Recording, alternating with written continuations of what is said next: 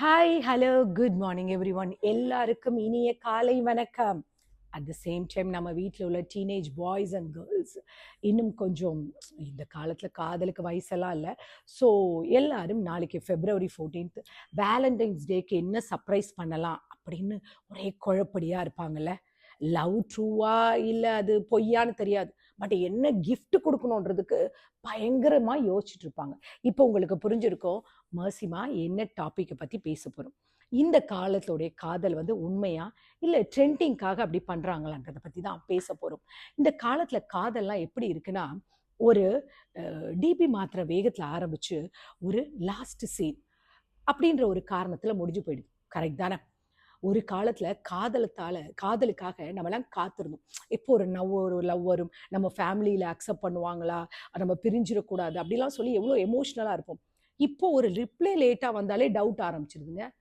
நம்ம ஜெனரேஷன் காதெல்லாம் ஸ்ட்ராங்காக இருந்தது. பட் இப்போ உள்ளதெல்லாம் லவ்லாம் எப்படி இருக்குன்னா, ஒரு ஃப்ரெஜைல் கிளாஸ் மாதிரி எப்போ உடையும் எதுக்காக உடையும்னே தெரியாது. இந்த காலத்தில் காதல் இருக்கு, கமிட்மெண்ட் இருக்கா? இன்ஸ்டாகிராம் கப்பிள் கோல்ஸ், வாட்ஸ்அப்பில் ஹார்ட் இமோஜிஸு, ரியல் லைஃப்பில் அண்டர்ஸ்டாண்டிங் குறையுது. எவ்வளோ என்னென்ன விஷயங்கள் எல்லாம் நடக்குதுல்ல. ஆனால் லவ் அதிகமாக இருக்குது, ஆனால் ஆப்ஷன்ஸும் அதிகமாக இருக்குது அவங்களுக்கு, இல்லையா? இந்த காலத்தில் காதல் இருக்குது. உண்மையாக காதல் இல்லைன்னு சொன்னால் கோபப்படுவீங்களா? ஆனால் அதுதாங்க உண்மை. உண்மை அதுதான்.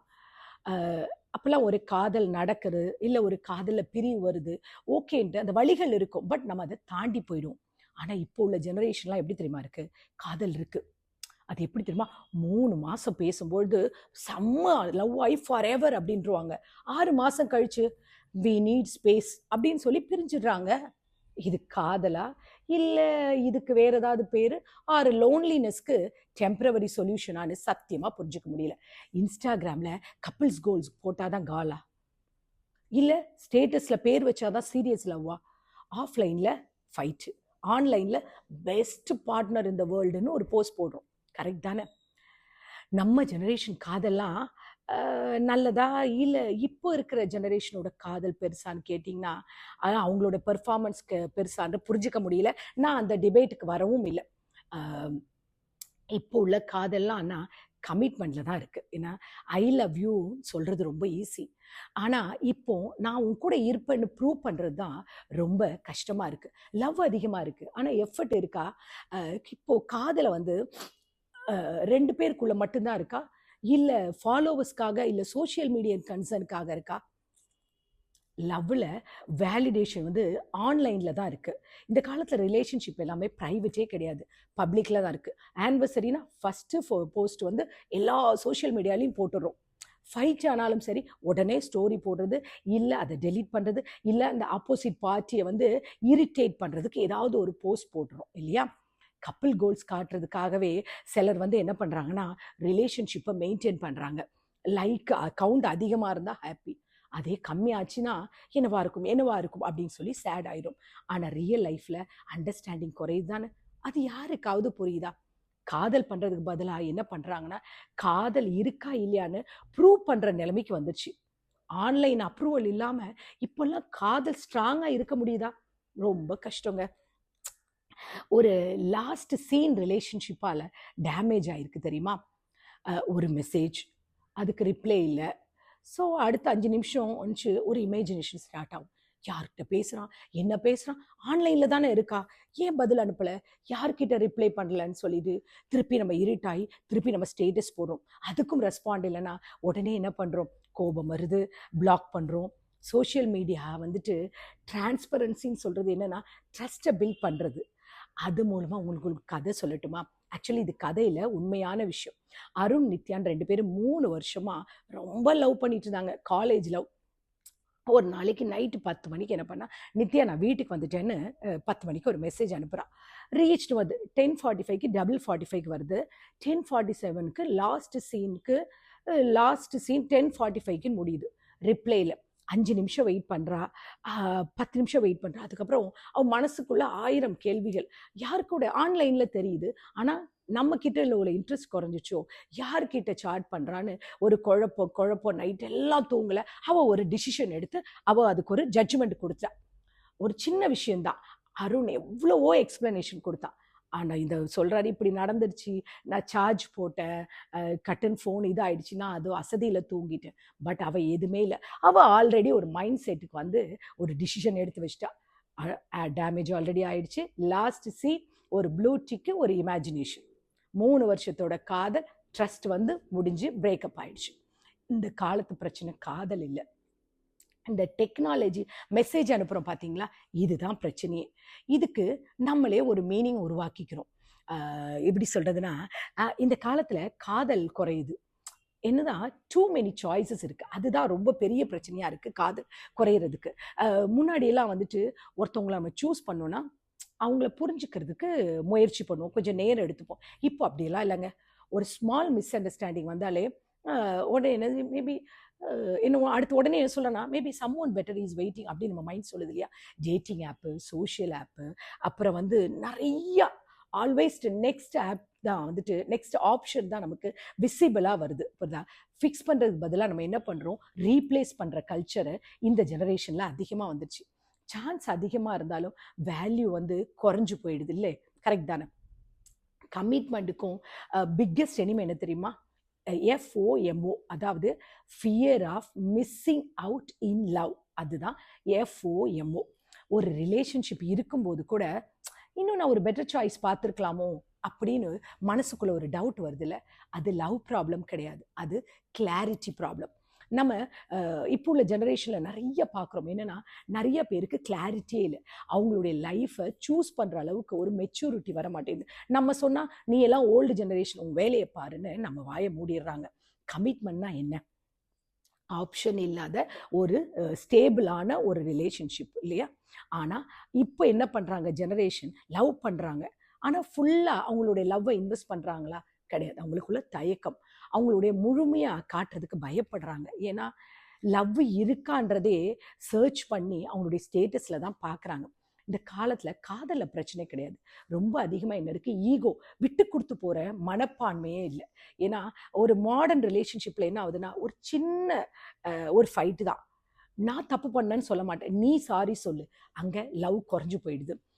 இண்டிபெண்டன்ஸ் அதிகமாக இருந்தாலும் காதல் மெயின்டைன் பண்ணுற கமிட்மெண்ட்டும் என்னென்னா, ஸ்மால் ஈகோவால் என்ன சொல்கிறதுனா ஈஸியாக பிரேக்கப் ஆகிடுது இல்லையா.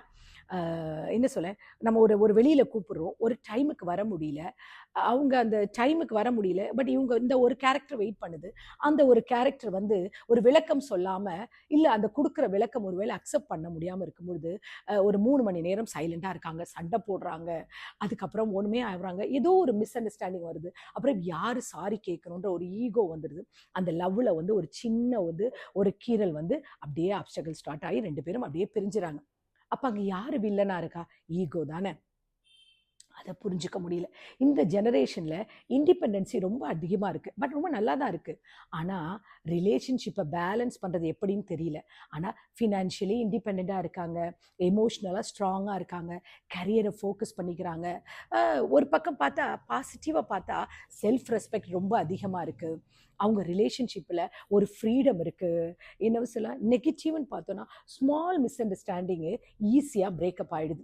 ஏன்னா ஓவர் திங்கிங்கு, அவங்க உள்ள அந்த ஒருத்தர் சொல்கிறத புரிஞ்சிக்க முடியல. இண்டிபெண்டன்சி இருக்கணும், பட் டெய்லி எஃபர்ட் இருக்கணும், ஒரு அண்டர்ஸ்டாண்டிங் இருக்கணும், காம்ப்ரமைஸ் இருக்கணும். இல்லைன்னா காதல் வந்து ஃப்ரெஜைல் தான், டக்குன்னு உடஞ்சி போயிடும். நான் எப்பவும் ஒன்று தான் சொல்கிறது, செல்ஃப் ரெஸ்பெக்ட் அதிகமாக இருந்தாலும் ரிலேஷன்ஷிப்போட சாக்ரிஃபைஸ் எப்பவும் குறையக்கூடாது. அதை எப்பவும் மறந்துடாதீங்க. இந்த காலத்தில் உண்மையான காதல் இல்லைன்னு சொல்ல முடியாது, அப்படியெல்லாம் கிடையாது. மாடர்ன் ஜெனரேஷனில் கூட ரிலேஷன்ஷிப்பை ரொம்ப ஸ்ட்ராங்காக இருக்கிறவங்களாம் இருக்காங்க இல்லையா. மியூச்சுவலாக ரெஸ்பெக்ட் பண்ணிக்கிட்டு, நல்ல ஒரு கம்யூனிகேஷனோட, ட்ரஸ்ட்டோட, அண்டர்ஸ்டாண்டிங்கோட சூப்பரான கப்பிள்ஸ் எல்லாம் இருக்க தான் செய்கிறாங்க. என்ன சொல்கிறதுனா, ஒரு சிலரோட என்ன சொல்ல, ஒரு கரியர்லேயும் சரி, ஒரு ஃபேமிலிலையும் சரி, ஸ்ட்ரெஸ் எது இருந்தாலும் சரி, ஒருத்தருக்கு ஒருத்தர் விட்டு கொடுத்து சப்போர்ட் பண்ணுற ரிலேஷன்ஷிப் இந்த காலத்துலேயும் ட்ரூ லவ் ரேர் தான். பட் ஆனால் ஸ்டில் அது எக்ஸிஸ்ட் ஆகிட்டு தான் இருக்குது. லவ் அதிகமாக இருக்குது, ஆனால் கமிட்மெண்ட் குறையுதுன்னா அதுக்கு காரணம் என்ன, ரொம்ப சிம்பிளான விஷயங்க. பீப்புள் வந்து நிறையான ஆப்ஷன்ஸில் என்ன பண்ணுறாங்க, டிஸ்ட்ராக்ட் ஆகிடுறாங்க. Quick attraction and quick breakup, அதாவது மோர் ஓவர். அண்ட் அப்புறம் என்னென்னா சோஷியல் மீடியாவோட ப்ரெஷர். அப்புறம் என்னன்னா ரொம்ப முக்கியமான சொல்லுவேன், ரியலிஸ்டிக் இல்லாமல் எக்ஸ்பெக்டேஷன். அதே இமேஜினேஷன் பண்ண முடியாத விருப்பங்கள் எல்லாம் நம்ம வந்து எக்ஸ்பெக்ட் பண்ணுறது. நம்ம எக்ஸ்பெக்ட் பண்ணுற பார்ட்னர்கிட்ட என்ன எதிர்பார்க்கணுமோ அதையும் தாண்டி எதிர்பார்க்கறது, அடுத்தவங்களோட கம்பேர் பண்ணி நம்ம பார்க்கறது. இதனால தான் ட்ரூ லவ் வந்து ரேர் ஆகுது. இதில் ரியாலிட்டி என்ன தெரியுமா? எஃபர்ட் ப்ளஸ் வந்து சாக்ரிஃபைஸ் ப்ளஸ் கம்பேஷன், அதோட கூட அப்ரிசியேஷன் அண்ட் ஃபர்கிவ்னஸ், இது இருந்தால் போதும்.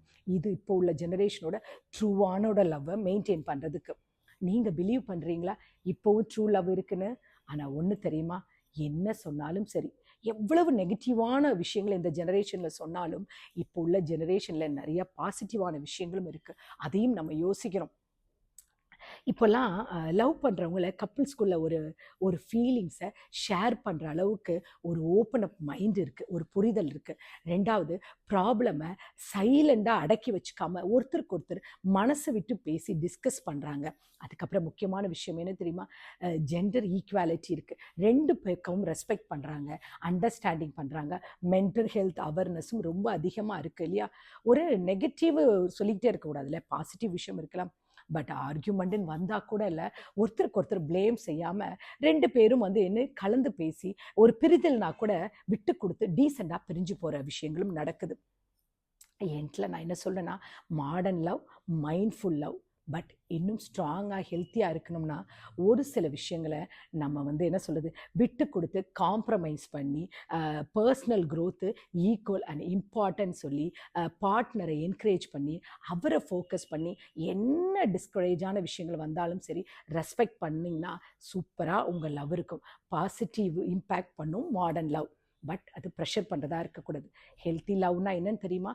காதல் இருக்கிறது தான், ஆனால் அதை ஹெல்த்தி பவுண்ட்ரிஸில் இருக்கணும். ஹெல்த்தி லவ்ன்றது ஒருத்தரை புரிஞ்சுக்கிட்டு ரெஸ்பெக்ட் பண்ணிட்டு ட்ரஸ்ட் பண்ணிக்கிட்டு, அதே நேரம் என்ன சண்டை போட்டாலும் சரி ஒருத்தரை குறைச்சி ப்ளேம் பண்ணாமல் அந்த ரெஸ்பெக்டை அப்படியே வச்சு அந்த ப்ராப்ளத்தை எப்படி சால்வ் பண்ணணும்னு யோசிக்கணும். பார்ட்னர்ஸ்குள்ளே ஸ்ட்ரெஸ் இருக்கும் பொழுது அட்வைஸ் கொடுக்காம அவங்க கூட இருந்து சப்போர்ட் பண்ணால் அதுதான் ஹெல்த்தி லவ். ஹெல்த்தி லவ் பண்ணும்போது ஃபீலிங் இல்லைன்னு கிடையாது, ஃபீலிங்கும் இருக்கணும், அதே நேரம் அதை ஆக்ஷன்லேயும் காட்டணும். சரி, காதலிக்கும் போது எல்லாருக்கும் சொல்கிற ஒரே விஷயந்தான், காதல்ன்றது ரொம்ப சுலபமானது இல்லை. ஃபைட் இருக்கும், மிஸ் அண்டர்ஸ்டாண்டிங் இருக்கும், ஸ்ட்ரெஸ் எல்லாமே இருக்கும். பட் காதல் வந்து ஒரு புனிதமானது. அது ரியல் லவ்வை ஃபீல் பண்ணி வரணும். அடுத்தவங்களுடைய மகிழ்ச்சி உங்களுக்கு முக்கியம்னு நினைங்க, உங்களுடைய மகிழ்ச்சி அவருக்கு முக்கியம்னு நினச்சி உணர்ந்தாலே போதும். அதுதாங்க உண்மையான காதல். எஃபர்ட், சப்போர்ட், ட்ரஸ்ட், இது இல்லாமல் காதல் முடியவே முடியாது. இனிமேல் நீங்கள் காதலிக்கிறீங்கன்னா இதை தினமும் ஃபாலோ பண்ணிவிட்டு உண்மையாக சூப்பராக உங்கள் லைஃப்பை செரிஸ் பண்ணுங்கள். But the same time breakup ஆகிடுச்சின்னு ஃபீல் பண்ணுறீங்களா? உங்களுக்கு சொல்கிற ஒரே விஷயம்தான், பிரேக்கப்ன்றது வாழ்க்கையோட முடிவில்லை, அது நம்முடைய லைஃபோட க்ரோத், அதோடைய செல்ஃப் அவேர்னஸ். அது வந்து நமக்கு ஒரு சான்ஸ்.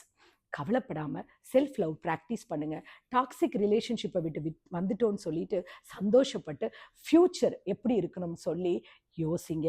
அதை பில்ட் பண்ணுறக்கூடிய ஸ்டெப்ஸ் எடுங்க.